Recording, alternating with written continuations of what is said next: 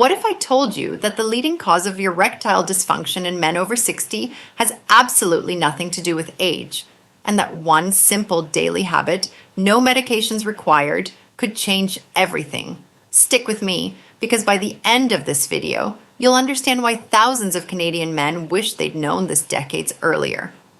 I'm Dr. Hannah McLeod, and I've been practicing urology here in Canada for over 30 years.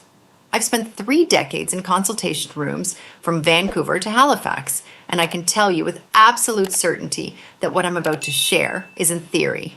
These are real practical strategies that have transformed the lives of countless men I've had the privilege to treat. And here's the thing, this isn't about tricks or quick fixes. These are evidence-based approaches that can genuinely save your health and your quality of life. Now, before we dive in, I want to address something important. I know there's a lot of information out there, and it's natural to wonder about credentials. I completed my medical degree at the University of Toronto, did my urology residency at McGill, and I'm a registered member of the Royal College of Physicians and Surgeons of Canada. I'm telling you this because what we're going to discuss today is serious medical information, and you deserve to know it's coming from someone with proper training and decades of real-world experience. So here's what we're covering today. 5 essential care tips for your penis that every man should know, but that most doctors never take the time to properly explain. And I promise you, these aren't the generic suggestions you've heard 1,000 times. These are specific, actionable steps based on what I've learned from treating thousands of Canadian men over the years. Let's start with something that might surprise you. The number one issue I see in my practice, especially in men over 50, has to do with something most people never think about until it's too late. It's about circulation. You see, your penis is essentially a vascular organ. Everything that happens down there depends on healthy blood flow. And here's what's fascinating. The blood vessels in your penis are some of the smallest in your body, which means they're often the first place where cardiovascular problems show up. I remember this patient, let's call him Robert. He came to see me at my clinic in Toronto about 5 years ago.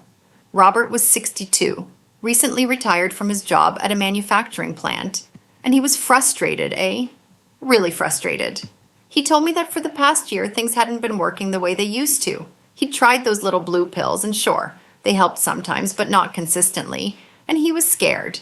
His father had died of a heart attack at 65, and Robert was worried he was heading down the same path. So I did what I always do. I asked about his lifestyle, and you know what? Robert was eating the typical Canadian diet, lots of processed foods, grabbing Tim Hortons on his way to volunteer activities, having a couple of beers while watching the Leafs. Nothing extreme, just normal, right? But here's the thing. Normal in our society isn't necessarily healthy. I explained to Robert that his erectile issues weren't just about his penis. They were a warning sign. Those small blood vessels were telling us that his cardiovascular system needed attention. We made some changes I'm going to share with you today, and within 6 months, Robert wasn't just seeing improvements in his sexual function. His blood pressure was down, he'd lost 15 pounds, and his family doctor was impressed with his overall health markers. That's the power of understanding how everything in your body is connected. So let's get into the specifics. The first essential tip, and I cannot stress this enough, is about maintaining healthy blood flow. Now, I'm not just talking about exercise, although that's crucial. I'm talking about understanding that every choice you make affects your vascular health. When you smoke, you're damaging those tiny blood vessels. When you eat a diet high in saturated fats and processed foods, you're contributing to plaque buildup in your arteries, including the ones that supply blood to your penis. Here's what I tell all my patients. If you want to maintain erectile function as you age, you need to think like you're training for a marathon, not a sprint. This means regular cardiovascular exercise. And I don't mean you need to become a gym rat, I'm talking about 30 minutes of moderate activity most days of the week. Walking, cycling, swimming, even shoveling snow in the winter counts. The key is consistency. But here's something most people don't know. There's a specific type of exercise that's particularly beneficial for erectile health. It's called pelvic floor exercises, or Kegels. Now, I know what you're thinking. You've heard that these are for women, right? Wrong. Men have pelvic floor muscles too, and strengthening them can significantly improve erectile function and bladder control. Let me explain how to do them properly. The muscles you're targeting are the ones you use to stop urinating midstream. Don't actually stop urinating as practice. That's not good for you. But that's the sensation you're looking for. Contract those muscles, hold for 3 to 5 seconds, then relax. Do this 10 to 15 times. 3 times a day. You can do them anywhere. In the car, watching TV, waiting in line at the grocery store. Nobody will know. I had a patient from Calgary, a retired RCMP officer, who was skeptical about this. He thought it sounded, in his words, a bit soft. But he tried it anyway, and after 3 months, he came back to me amazed at the difference. Not just in erectile function, but in his overall sense of control and confidence. Now let's talk about the second essential tip. And this one's going to make some of you uncomfortable, but we need to discuss it. It's about hygiene, specifically proper cleaning. And before you think, of course I know how to clean myself, hear me out. Because what I've learned over 30 years is that many men, good men who take care of themselves in every other way, were never properly taught how to clean this particular part of their body. Here's the thing. If you're uncircumcised, and about 30% of Canadian men are, you need to retract the foreskin and clean underneath it. Every single day. I'm talking about gently pulling back the foreskin and rinsing with warm water. You don't need soap under there. In fact, soap can be irritating. Just warm water is enough. Why is this so important? Because smegma, that's the technical term for the buildup of dead skin cells and oils, can accumulate under the foreskin. And while smegma itself isn't dangerous, if it's not cleaned regularly, it can lead to inflammation, infections, and in severe cases, conditions like balanitis or even phimosis, where the foreskin becomes too tight to retract. I've seen men in their 70s who've never been taught this. They come in with infections, discomfort, sometimes embarrassed, often in pain. And it's completely preventable, so if you're uncircumcised, make this part of your daily routine. Shower, retract, rinse, done. It takes 10 seconds. And if you're circumcised, you're not off the hook entirely. You still need to clean thoroughly, paying attention to the area around the head of the penis and making sure you're rinsing away any soap residue. This might seem obvious, but you'd be surprised how many issues I see that could have been prevented with proper hygiene. The third essential tip is about something that affects almost every man as he ages, and that's changes in urination. Now, this often relates to the prostate, that walnut-sized gland that sits just below your bladder. As you age, it's completely normal for your prostate to enlarge. It's called benign prostatic hyperplasia, or BPH, and it affects the majority of men over 60. Here's what happens. As your prostate grows, it can press against your urethra, the tube that carries urine from your bladder out through your penis. This can cause all sorts of frustrating symptoms. You might find yourself getting up multiple times at night to pee. You might have trouble starting urination, or you might feel like you can't completely empty your bladder. Some men experience a weak stream or dribbling after they think they're done. Now, I want to be clear about something, and this is really important. These symptoms don't automatically mean you have prostate cancer. BPH is not cancer, and having BPH doesn't increase your risk of cancer. They're separate conditions. But here's the thing. The symptoms can be similar, which is why you absolutely need to get checked. I cannot tell you how many times I've had men sit in my office and say, "Doc, I didn't want to bother anyone, my stitched or I thought it was just part of getting old."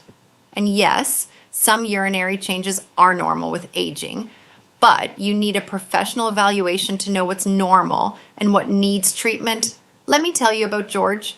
George was a patient of mine from Winnipeg, a tough guy, worked construction his whole life. He came in finally after his wife basically dragged him to my office because he was getting up 6, 7 times a night to urinate. He was exhausted, his wife was exhausted, and he was miserable. But he'd been dealing with it for 3 years because he thought it was just what happens. We ran some tests, diagnosed BPH, and started him on medication. Within weeks, he was getting up maybe once a night, sometimes not at all. His quality of life improved dramatically. And here's the thing that really got to him. When I asked why he'd waited so long, he said he didn't know there were treatments. He thought he just had to live with it. So here's my message to all of you. If you're experiencing changes in urination, don't wait. There are excellent treatments available, from medications to minimally invasive procedures. You don't have to suffer through this. And more importantly, you need to rule out other more serious conditions. which brings me to the fourth essential tip. Know your risk factors and get screened appropriately. Now, prostate cancer screening is a bit controversial in Canada. The guidelines have changed over the years, and there's debate about when and who should be screened. But here's my perspective after 30 years of practice. I believe in informed screening. What does that mean?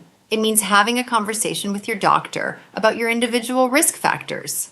If you're over 50, if you have a family history of prostate cancer, if you're of African descent, these factors increase your risk, and you should be having discussions about PSA testing and digital rectal exams. I know. Nobody likes the idea of a digital rectal exam. But let me tell you something.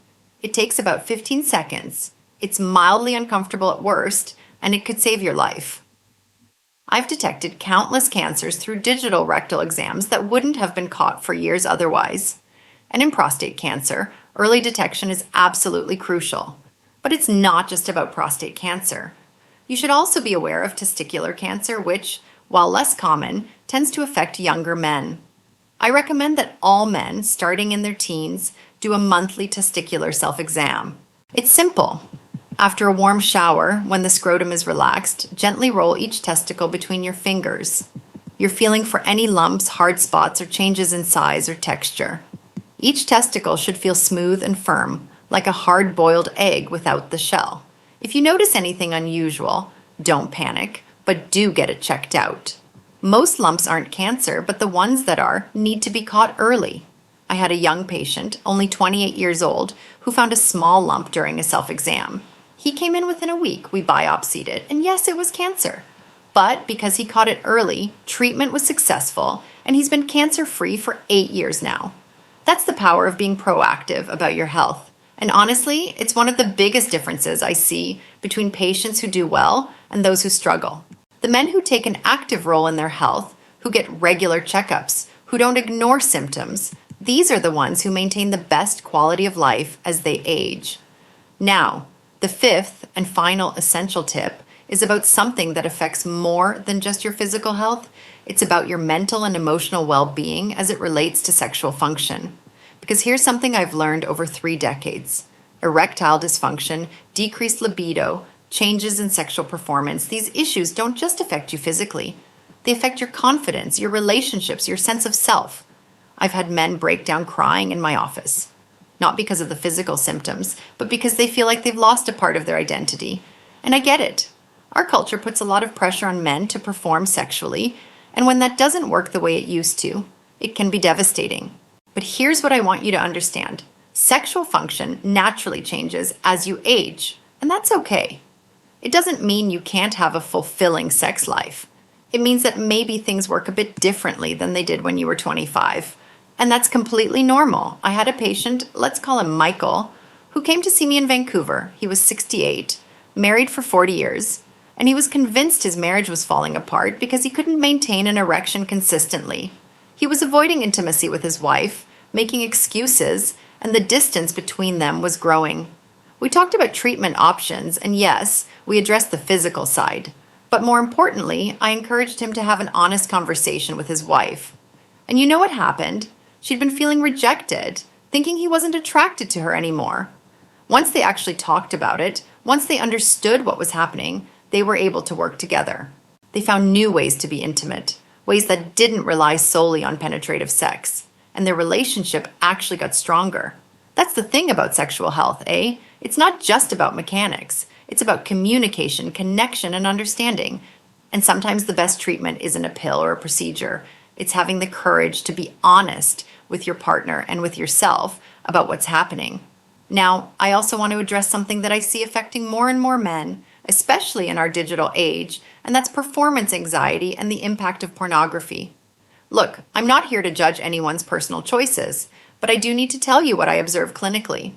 Excessive pornography use can create unrealistic expectations about sexual performance.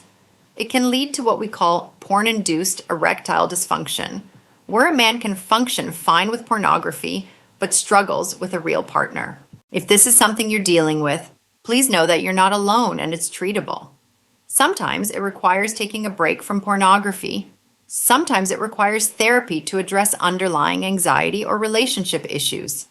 But the key is recognizing the problem and being willing to address it. Mental health in general plays a huge role in sexual function. Depression, anxiety, stress, these all affect your libido and your ability to perform sexually. And medications for these conditions can also have sexual side effects. If you're struggling with mental health issues, please talk to your doctor. There are often alternatives or adjustments that can be made to minimize sexual side effects. I want to emphasize something here. Taking care of your sexual health is taking care of your overall health. Everything's connected.